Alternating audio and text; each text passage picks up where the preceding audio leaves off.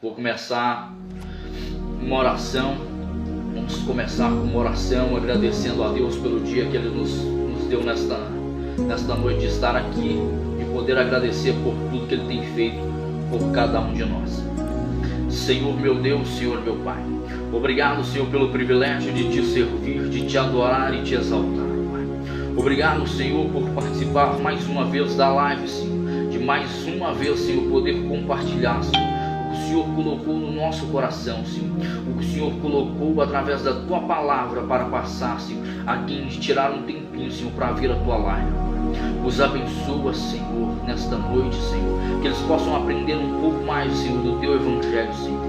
Te peço, Senhor Jesus Cristo, me usa, Pai, mais uma vez como Teu instrumento, Senhor, e canal de bênçãos para o Teu povo, Senhor. E, Senhor, que eu nunca me esqueça, Senhor, que eu sou apenas um vaso de barro, Senhor, nas Tuas mãos, Senhor. Me usa, Senhor, da forma que Te agrada, Senhor, em qualquer lugar, Pai. Abençoa, Senhor, cada um, Senhor, que está assistindo a Tua live, Pai. Amém e amém. O tema nesta noite é o livro de Jó, capítulo de número 1, versículo de número 1 e versículo de número 2 e versículo de número 3. Um dos livros mais bonitos e empolgantes que as pessoas possam ter a vontade de ler, a vontade de buscar conhecimento através desse livro. Livro de Jó, capítulo de número 1 ao versículo de número 3.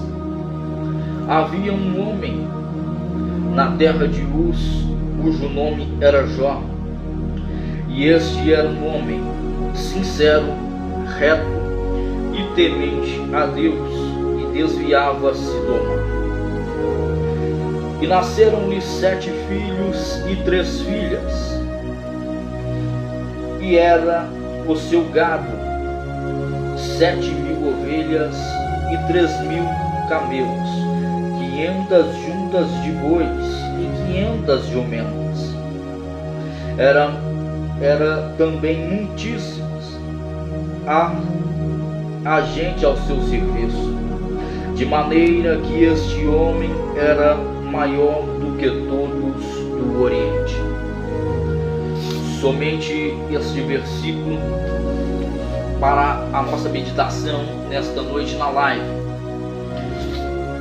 Muitas das vezes ficamos pensando, muitas das vezes nós que temos a vontade de pregar, a vontade de falar algum tema da Bíblia Sagrada em algum culto no qual seremos chamados para pregar, ficamos pensativos acerca de qual tema pregar.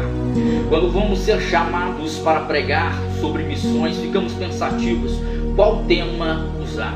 Muitas das vezes, quando é pregado o culto de missões, é usado o tema pregar o Evangelho a todas as nações, batizando-as em nome do Pai, do Filho e do Espírito Santo. Mateus, versículo de número 28, versículo de número 19. Mas podemos sim usar o livro de Jó para pregar também acerca de missões. Por que podemos usar o livro de Jó para pregar acerca de missões?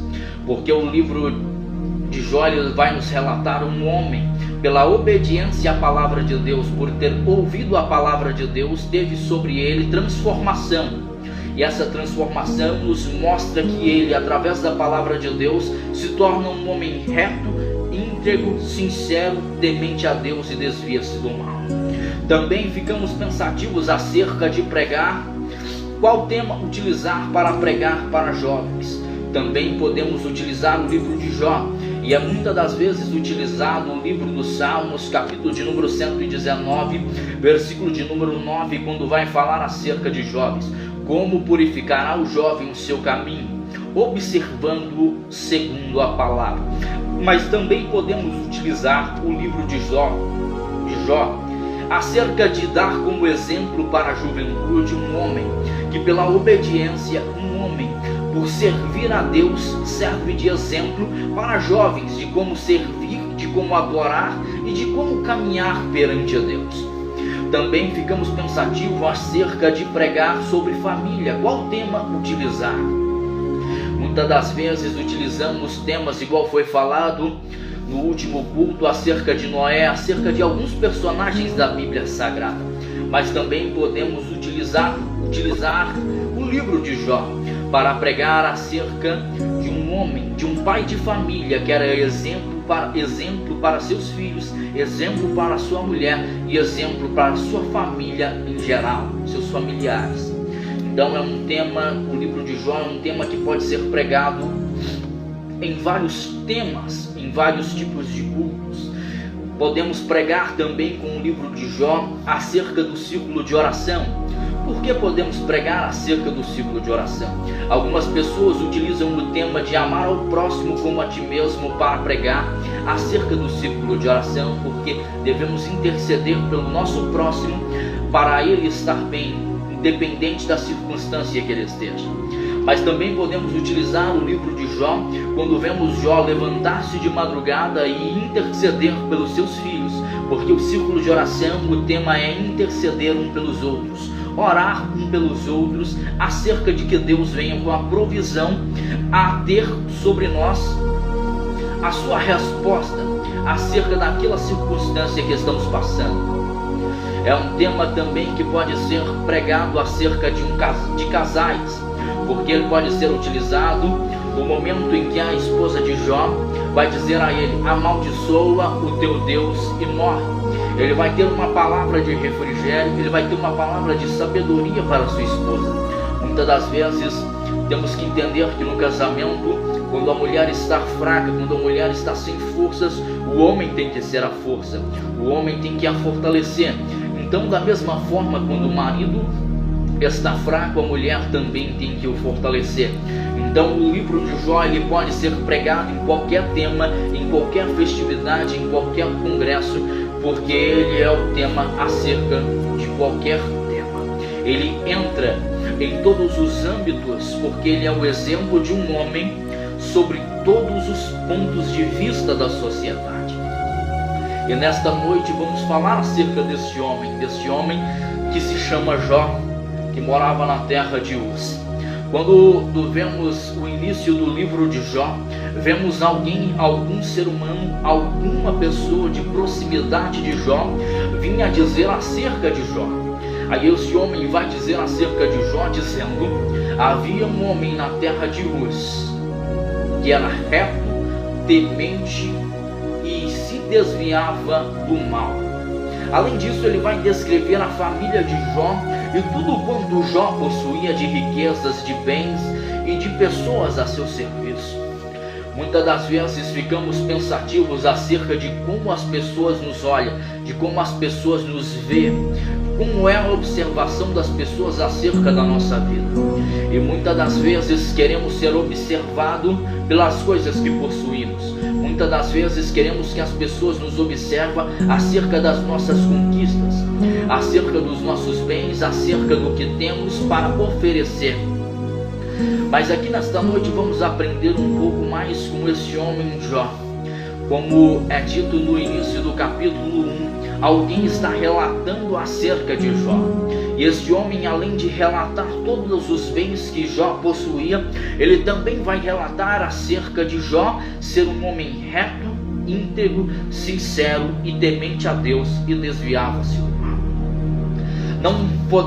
Não podemos mostrar a nós da mesma forma, só pelos nossos bens, só pelo que as pessoas vão nos ver, só pela forma que as pessoas vão nos olhar, mas muitas das vezes preocupamos apenas com essa forma de observar, que as pessoas observam a nossa vida acerca do que temos, das riquezas que temos. Mas aqui vemos, ao passar do decorrer do tempo, ao decorrer do texto, no próprio capítulo de número 1, vemos Jó, após seus filhos se festejar, após seus filhos banquetear, fazer festas, comemoração familiares. E vemos aqui uma forma de um exemplo de um pai que mostra a unidade, a união de sua família, onde os seus filhos chamavam uns aos outros para participar dos banquetes, participar das festas. Vemos um exemplo de um pai que sim mostra o apoio familiar, mostra o âmbito da força de amar uns aos outros da sua própria família, de ter a união entre sua família, porque a família unida é forte, a família unida pode vencer qualquer situação. Mas vemos aqui também Jó de madrugada levantar-se e fazer um sacrifício a Deus. Esse sacrifício era feito segundo cada número de seus filhos. Cada filho que ele possuía, ele fazia esse sacrifício. E ele vai dizer: porventura pecou meus filhos no coração, ou blasfemaram contra Deus no coração. Ele vai fazer sacrifícios. Quantas das vezes vemos pais, vemos famílias fazer sacrifícios, vemos famílias, os pais fazendo sacrifício pelos seus filhos, para ver os seus filhos no caminho reto, para ver os seus filhos longe da maldade, longe do que o mundo tem a oferecer. Muitas das vezes não vemos os nossos pais, não vemos os nossos familiares nas madrugadas orando, não vemos os nossos pais orando para cada um de nós, sacrificando o seu tempo, sacrificando a sua vida para nos trazer paz, pedindo a Deus, se porventura um de nós fazemos alguma coisa errada perante o Senhor. Só que no decorrer do texto também vemos acerca de Satanás, ele se intervir no meio das pessoas que iam servir a Deus, de intervir, de entrar, de se misturar no meio de pessoas que iam servir a Deus perante o trono dele, de se misturar. Muitas das vezes achamos que na casa do Senhor, só tem ovelha. Muitas das vezes achamos que na casa do Senhor só tem pessoas que vão na casa do Senhor para adorar a Deus. Mas muitas das vezes tem pessoas misturadas com o âmbito não de adorar a Deus, mas de ir para entristecer, de fazer o mal perante o Senhor. E vemos aqui Satanás misturado no meio do povo de Deus, dizendo, e chegando perante Deus e apresentando-se algumas acusações. E nessas acusações Deus vai começar uma conversa com Satanás, dizendo para Satanás: de onde vens? E Satanás vai dizer: de rodear a terra e passear por ela. O Satanás, quando estamos aqui fazendo essa live, quando estamos aqui participando, falando de Deus, ele está ouvindo o que estamos falando, ele está vendo o que estamos falando, à procura de algo para nos acusar de erros, de falhas, de fraquezas que fazemos na nossa vida. Por isso é importante desviarmos do mal, desviarmos das coisas que vamos tentar o nosso coração, tentar a nossa vida. E vemos aqui Deus falar com Satanás: observaste tu, meu servo Jó? Não há homem na terra semelhante, homem reto, íntegro, sincero, temente a Deus e desvia-se do mal. E Satanás vai acusar a Jó dizendo: ele só te serve, ele só te adora pelo que você tem, pelo que você tem dado a ele, pelo que você tem ofertado a ele, as suas prosperidades, os bens que ele possui. Ele só te adora pelo que você tem. Como foi falado no último culto da família, o povo de Israel, ele só adorava a Deus quando estava com a sua vida caótica. E tem outros tipos de pessoas que só adoram a Deus no momento da sua vida em que estão em abundância. Muitas das pessoas só sabem adorar a Deus pelas coisas que Deus pode fazer por elas, pelas coisas que Deus pode dar a elas. E existem outros tipos de pessoas que só adoram a Deus no momento de fraqueza, no momento mais difícil da sua vida, porque só sabe adorar a Deus nesses momentos, porque só nesse momento Deus aparece para elas. Mas é porque não sabe viver nos dois momentos, no momento de fartura e no momento de fraqueza. E Paulo vai dizer para nós: tudo posso naquele que me fortalece. Posso saber viver na fraqueza, na força, na abundância e na falta de abundância. E aqui vemos Jó, Satanás acusar a Jó de adorar a Deus somente pela situação em que ele vive, pelos bens, porque é mencionado no livro de Jó, no capítulo 1, acerca de que ele era o homem mais poderoso do Oriente, pelas suas riquezas, pelas suas posses e também pelas pessoas que ali serviam a ele. Mas nesta noite, que possamos entender alguns pontos de vista acerca de Deus. Deus não nos observa acerca do que possuímos, acerca do que temos, nem acerca do que vamos conquistar. Ele nos observa segundo o nosso ser, o que somos perante a Deus, não pelas nossas riquezas. Deus é capaz de nos dar muito mais do que aquilo que os nossos olhos possamos ver, daquilo que temos, daquilo que conquistamos. E Jó é acusado por Satanás por apenas adorar a Deus na fartura. E Deus, observando o que o Satanás está falando para Jó, diz para Satanás: Satanás pode tocar em tudo que ele tem, só não pode tocar na vida dele. Nesta noite vamos aprender com essa parte, essa fase do texto, aprender que o Satanás, ele é obediente, só que ele é um ser obediente após perder tudo, após fazer uma má escolha, de escolher ir contra Deus. Mas não se pode desobedecer a Deus. Ele é o ser mais poderoso, ele é o ser que tem todo o controle nas suas mãos. Então vamos observar que Satanás, ele vai receber uma ordem de Deus.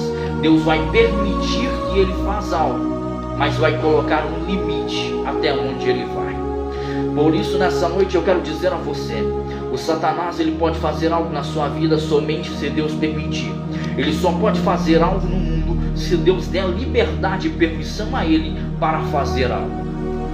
E nesta noite vamos ver o Satanás ir atrás de Jó, destruir tudo que ele tinha, todas as riquezas, as ovelhas, o seu gado, as suas jumentas, toda a sua casa.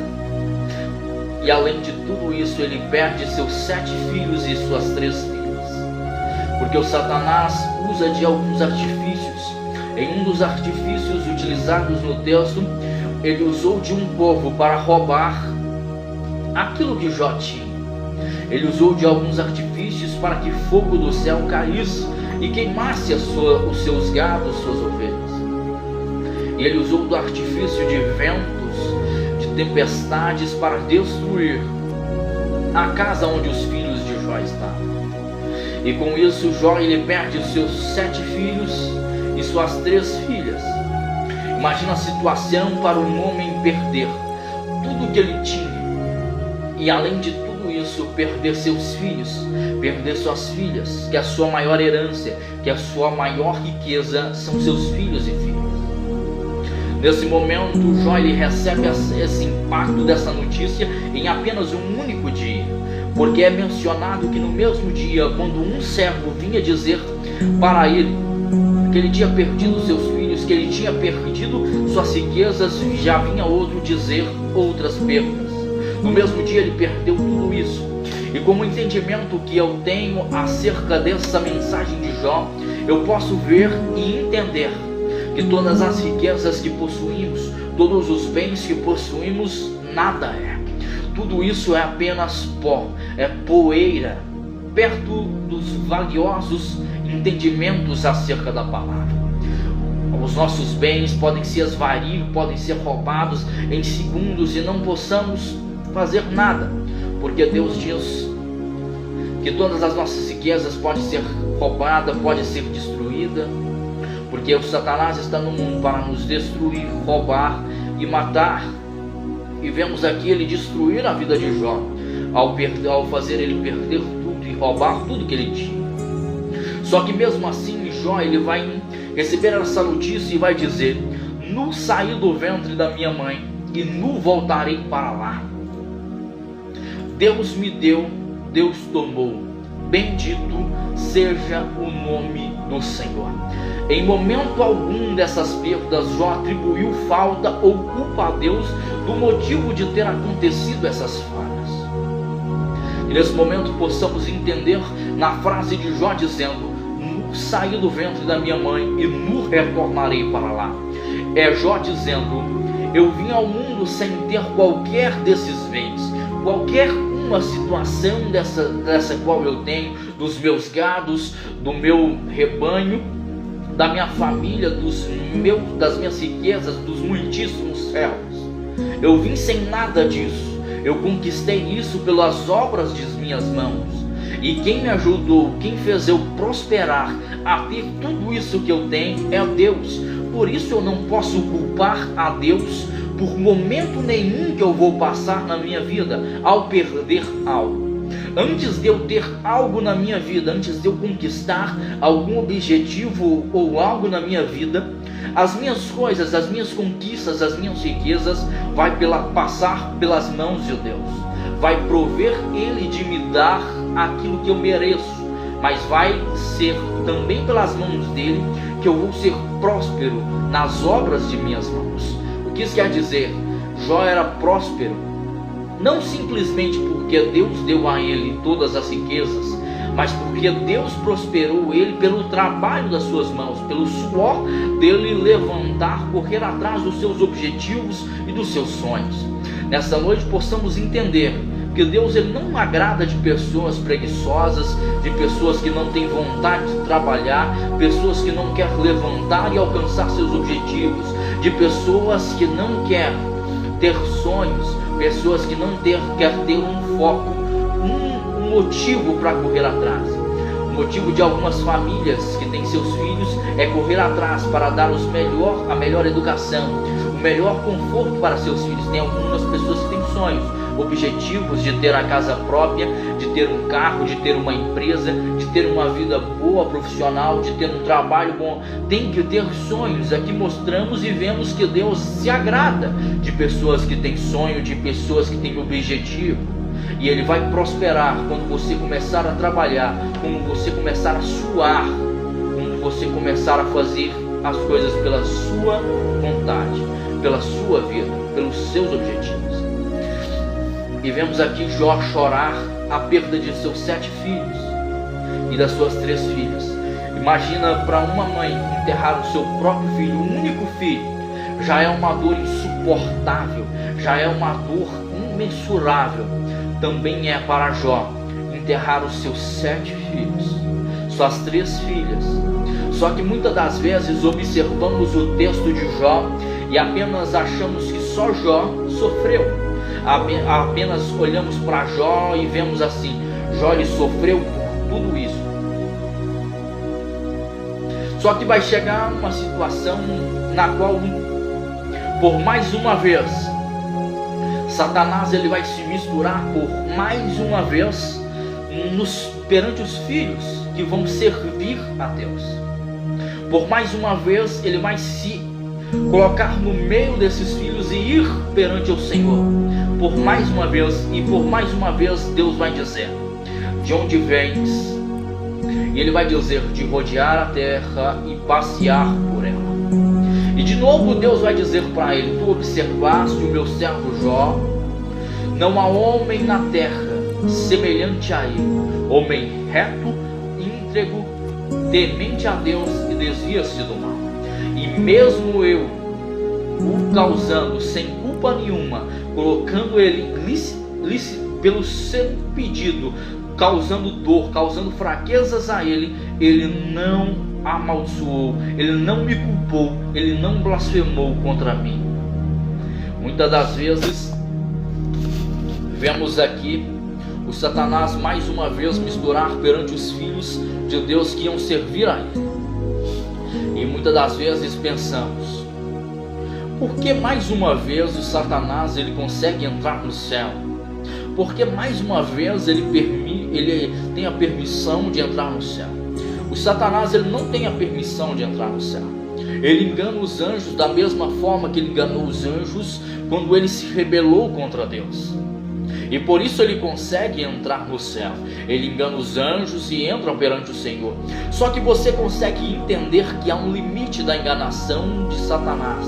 Quando ele chega perante ao Senhor, ali ele não pode passar mais para fazer nada, porque o Senhor o conhece e dali ele não consegue enganar. Muitas das vezes o homem ele consegue enganar a qualquer outro homem, Da mesma forma, o Satanás consegue enganar a qualquer homem, a qualquer anjo, mas ele não consegue enganar a Deus. Homem nenhum consegue enganar a Deus. Homem nenhum consegue fazer aquilo que é errado e achar que Deus não está vendo, achar que Deus não vai olhar, achar que Deus não está observando. E aqui vemos Deus observando o seu servo Jó. E o que chama a atenção de Deus não é as riquezas que Jó tinha, porque Deus permitiu tirar todas elas.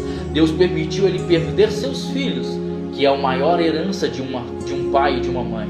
Mas mesmo assim ele retém a sua sinceridade, mesmo assim ele retém a sua força, o seu temor a Deus. Ele mantém a sua fidelidade a Deus mesmo perdendo tudo. Por isso que quando Deus observa o homem, ele não observa o homem da mesma forma que nós nos observamos, porque os homens somos observados pelaquilo que temos, pelaquilo que possuímos, pelo conhecimento que temos, pela sabedoria, pelo entendimento, pela casa de luxo, pelos carros, pela família cheia de bens. Mas Deus ele nos observa segundo o nosso caráter, segundo a nossa vida com Ele, segundo o andamento, segundo a palavra de Deus. E aqui vemos que Jó, ele era um exemplo, não só para a sua família, não só para as pessoas que via ele, mas para pessoas perante ele no momento, mas também por Deus. Quando Deus observava Jó, ele dizia: observaste o meu servo Jó, não há homem na terra semelhante a ele, homem reto, íntegro, temente a Deus e desviava-se do mal. Um homem reto é um homem honesto, um homem íntegro é um homem que não tem nada que possa repudiar a sua conduta, nada que possa fazer ele fracassar perante a sua conduta.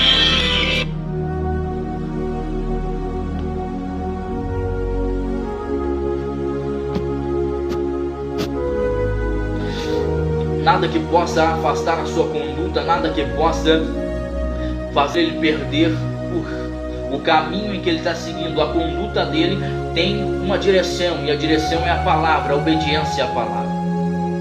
Então possamos entender que a palavra de Deus é a direção, que a palavra de Deus é caminho. Então vemos que ele é um homem reto por ser honesto, e Jó também é um homem íntegro por ser um homem de conduta perante o Senhor.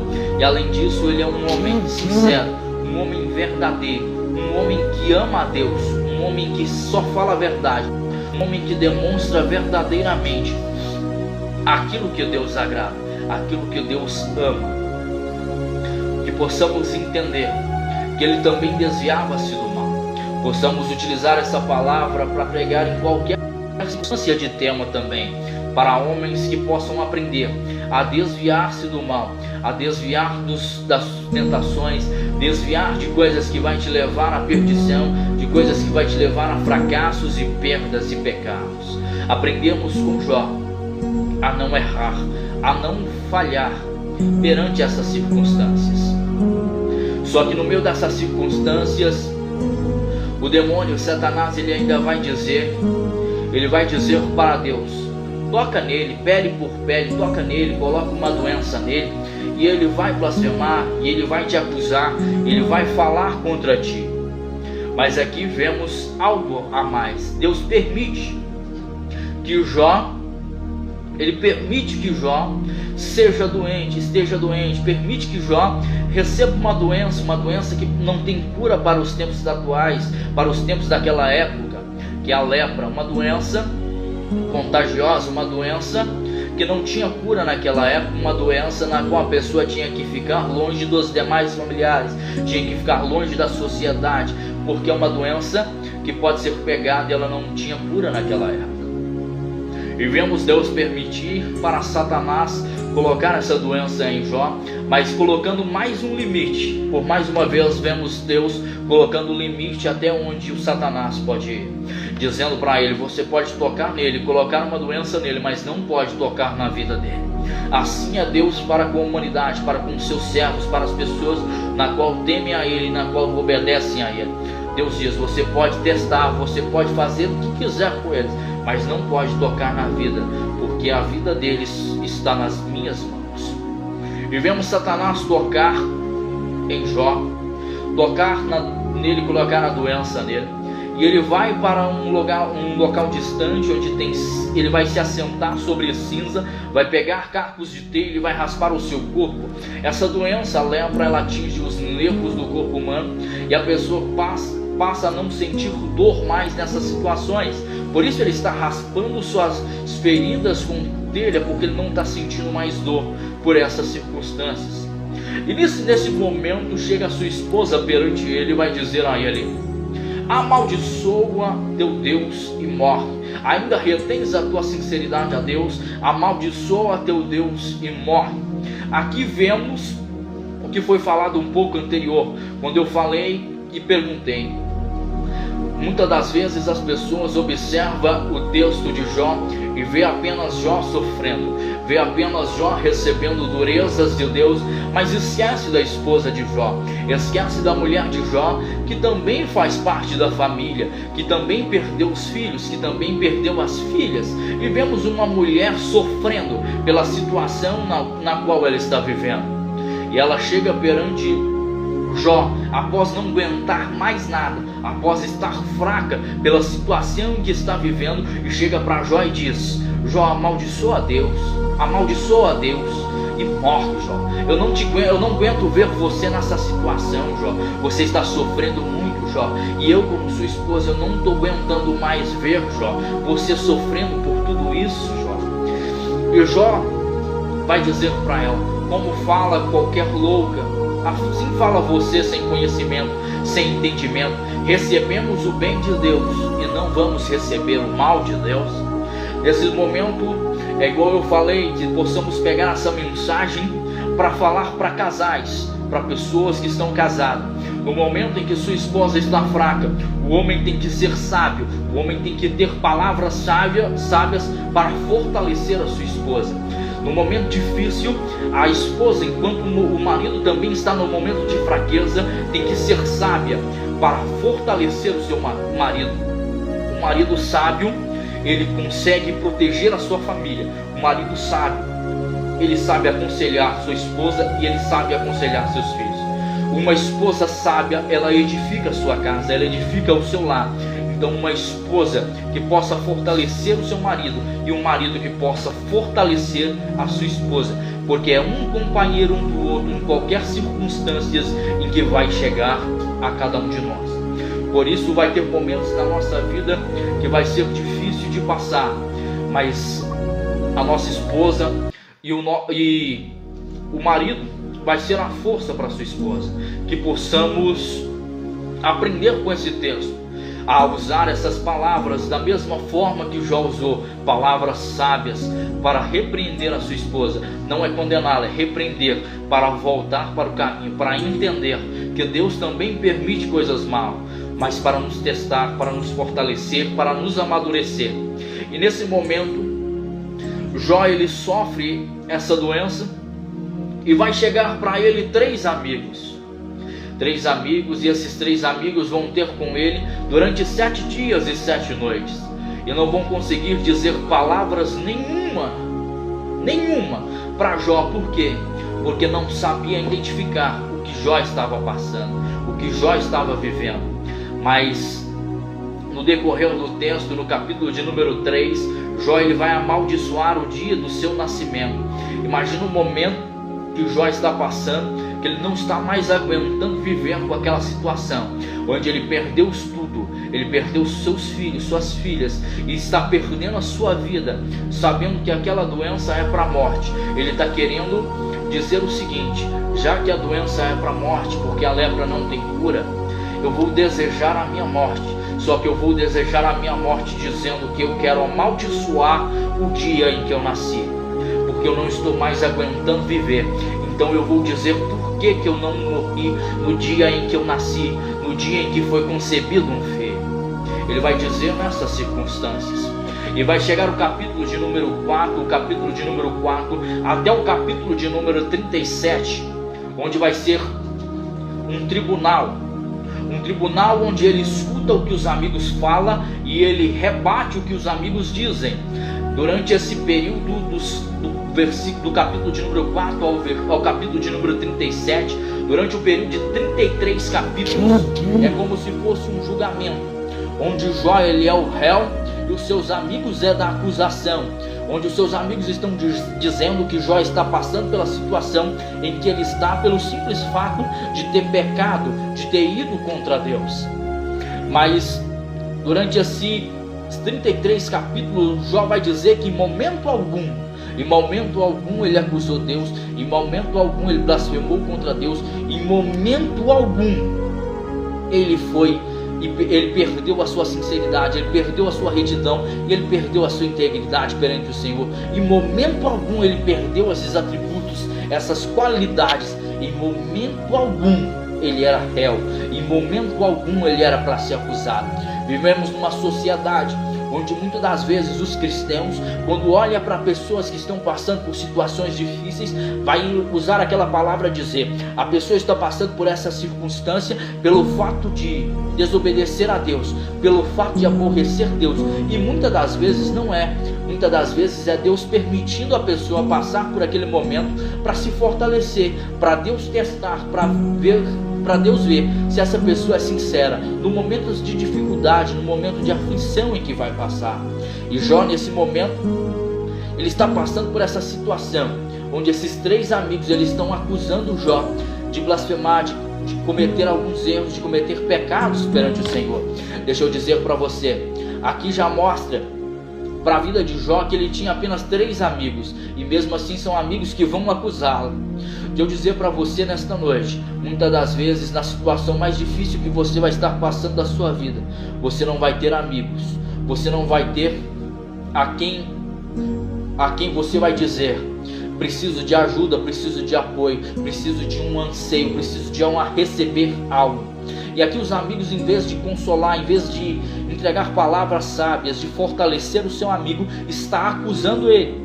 Muitas das vezes as acusações para a nossa vida não vêm de pessoas de longe, vêm de pessoas que estão próximas a nós, de amigos, de pessoas que consideramos amigos. Eu gosto muito da mensagem do pastor Cláudio Duarte, quando vai dizer que tem tipos de pessoas que você leva na sua casa, mas entra somente na sala, pessoas que você leva e entra somente até a cozinha, e pessoas que você nunca vai levar no seu quarto, pessoas que têm um determinado limite. Porque não possamos confiar nessas pessoas, mas por que não confiar? Porque muitas das vezes vai usar de conhecer o nosso íntimo, nossa identidade, para nos acusar de algumas coisas. E aqui vemos esses amigos de Jó, mesmo sabendo que Jó era um homem reto, íntegro perante o Senhor, vai ver que nele há acusações falsas, de coisas que ele não cometeu. Só que no capítulo de número 38, o juiz da causa de Jó, de 33 capítulos, ele está apenas observando os 3 amigos acusarem a Jó, e está observando o Jó se defender. Mais uma vez Deus permite Jó passar por mais um teste de acusação do povo, de acusação de pessoas próximas, para ver se Jó mais uma vez ia blasfemar, para ver se mais uma vez ele ia questionar Deus de alguma coisa. Só que ele não, ele retém a sua sinceridade, ele teme ao Senhor. Durante esses 33 capítulos, do capítulo 4 ao 37, ele está se defendendo e usando Deus na sua defesa, mesmo Deus tendo se afastado da causa e apenas observado. Só que vai chegar no capítulo de número 38 ao versículo de número 41, do capítulo de número 38 ao capítulo de 41, vai se apresentar Deus através de um redemoinho. Ele vai apresentar-se para Jó através de um redemoinho e vai mostrar para Jó que ele é grande, mostrar as grandezas que ele tem, o poder que ele tem, o poder gigantesco que ele tem perante qualquer situação, mostrando para Jó que ele nunca perdeu o controle da sua vida, que ele nunca deixou Jó só, que ele deixou Jó apenas aprender, deixou Jó aprender a vencer, aprender a amadurecer, aprender a entender o conhecimento de Jó. Uma dessas situações, Jó vai dizer para Deus: ter temor a Deus é sabedoria. Temer a Deus é sabedoria. O que isso quer dizer? Respeitar, obedecer a Deus é a maior sabedoria da humanidade. Jó, por ter retido a sua sinceridade, ser um homem reto, e entregou perante o Senhor, ele teve uma experiência de conhecer Deus, de conhecer a grandeza de Deus de uma forma sobrenatural, de uma forma individual. Nessa noite que você possa entender que de várias formas Deus vai nos apresentar, de várias formas Deus vai trazer sobre nós a experiência de conhecê-lo, a experiência de identificá-lo, a experiência de entender o que Ele tem preparado para cada um de nós. Nas últimas lives, na live do versículo de número, do capítulo de Jeremias, capítulo de número 18, aprendemos a conhecer Deus. No Salmo 119, aprendemos a caminhar com Deus. E quando aprendemos a conhecer Deus através de um relacionamento, e aprendemos a caminhar com Deus através também de um relacionamento à base da obediência, entendemos que em algum momento da nossa vida vamos ter uma experiência de não conhecer Ele mais por falar, mas conhecer Ele por ver as ações, ver o que Ele faz por cada um de nós, ver o manifestar dEle perante nós. E no momento do capítulo de número 38, Deus desce como socorro para Jó, como um socorro naquela angústia que Jó passava. E no decorrer dos capítulos, vai chegar no capítulo de número 42, onde Jó ele vai responder. Durante esses 3 capítulos que Deus mencionou a sua grandeza perante Jó, Jó vai dizer para Deus: bem sei que tudo podes e nenhum dos teus pensamentos pode ser desfeito, pode ser destruído. O que Jó está querendo dizer? Pela grandeza que Deus se mostrou perante Jó, Jó vai ver e vai dizer: Deus, aprendi com o seu conhecimento, através de todo esse capítulo, de todos esses 3 capítulos, do capítulo 41, do capítulo 38 ao 41, de que o Senhor é grande, que a sua grandeza é maior do que qualquer situação que eu estiver passando, porque o Senhor tudo pode, fortalecer o fraco na maior fraqueza, valorizar as pessoas que não são valorizadas, serem exaltadas. E nesse momento, Deus ele vai falar a um dos amigos de Jó e dizer aos amigos de Jó para se reunirem e entregar a Jó sacrifícios, para que Jó ore a Deus e entregue como holocausto a Deus, em sacrifício, para que Deus possa perdoar os 3 amigos por ter usado palavras de Deus sem Deus ter ordenado, palavras de Deus para Jó sem ter sido Deus que tinha falado a cada um deles. Por isso Deus fala com eles: entrega a Jó o sacrifício, e Jó ora a mim, e eu perdoarei por Jó perdoar a vós. E no decorrer desse capítulo vamos ver Deus restituir tudo que Jó tinha, seus 7 filhos, 3 filhas, e ele vai fazer algo além de tudo isso. Ele vai dobrar tudo que ele possuía, ele vai dobrar toda a riqueza, ele vai dobrar tudo as posses que Jó tinha. E nessa noite que você possa entender de uma vez por todas, que onde estiver o teu coração, aí estará o teu tesouro, e onde estiver o teu tesouro, aí vai estar o teu coração. O coração de Jó estava firmado em Deus, então o maior tesouro de Jó era Deus e não suas riquezas. Por isso Deus ele falava e mencionava a respeito de Jó para quem era o maior inimigo das nossas vidas, e ele ainda falava da experiência, do exemplo que era Jó como servo, como instrumento de Deus.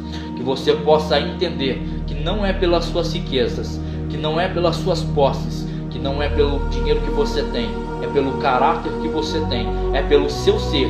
Mesmo que você perca tudo que você possui de riquezas, você não possa perder o seu ser servo a Deus, um servo íntegro, reto, temente e obediente a Deus, e que desvia-se do mal. O que eu pude entender do livro de Jó é isso na qual estou passando para vocês nesta noite. E o que eu entendi no livro de Jó, que quando termina o livro de Jó, é a mesma questão de voltar no primeiro capítulo do texto.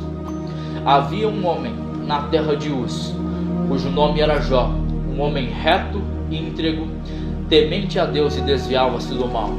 Do primeiro capítulo ao capítulo 42 de Jó, que é o último capítulo, vemos Jó, dos 42 capítulos, sendo um homem reto, íntegro, temente a Deus e em momento algum desviando-se, em momento algum indo para caminho torto. Vemos Jó sendo reto, íntegro perante ao Senhor durante todo o período desses 42 capítulos.